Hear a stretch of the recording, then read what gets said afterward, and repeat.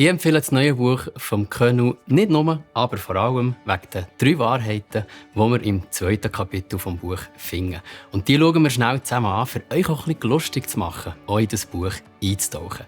Die erste Wahrheit ist, Gott hat dich erschaffen. Wenn du bis jetzt geglaubt hast, dass der Mensch von affenähnlichen Vorfahren sich entwickelt hat, oder vielleicht bist du auch an glasklaren Fakten interessiert von unserer Entstehung, dann passt es so sehr gut zu dir. Oder es tut schon nur gut, wenn du das alles schon weißt, einfach wieder mal herauszufinden, was für einen genialen Schöpfer Gott wir haben. Der König schreibt in dieser Wahrheit Folgendes: Wenn wir davon ausgehen, dass wir eben von affenähnlichen Evolutionen entstanden sind, dann wirkt das für manche nicht gerade ermutigend. Denn wenn diese Sichtweise allein unser Dasein erklären soll, scheint es, als wären wir bloß zufällig hier, ohne erkennbare Bestimmung und ohne einen Schöpfer, der uns gewollt hat. Oder wenn wir vielleicht annehmen, dass wir das Ergebnis von einem Zufall bestimmten evolutionären Prozess sind, dann stellt sich unweigerlich die Frage, ja, was will denn dieser Zufall mit mir? Hat er eine Idee für mein Leben? Hat er Träume für mein Leben? Weil aus der Sicht der Evolution hat nämlich unser Menschsein eigentlich keinen besonderen Eigenwert. Nicht aber bei Gott. Und auch das beschreibt der König so treffend in seiner 2. Wahrheit.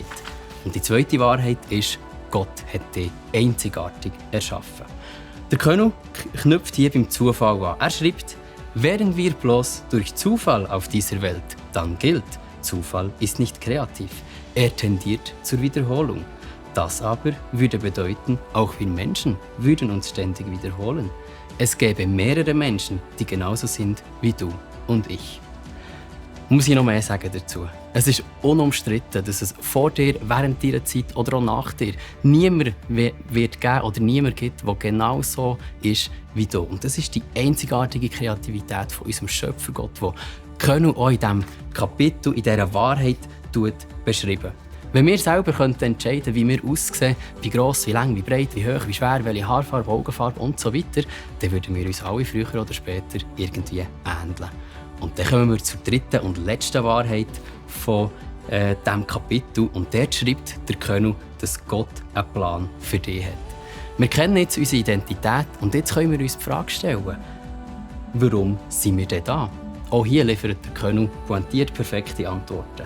Er schreibt: Wenn du den Plan für all das Gute in deinem Leben herausfinden möchtest, suche einfach Gott.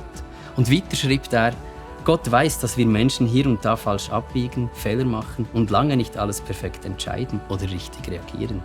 Deshalb glaube ich, dass Gott in seinem Plan für uns Menschen all die Fehler und falschen Entscheidungen, die wir machen, schon lange eingeplant und einkalkuliert hat.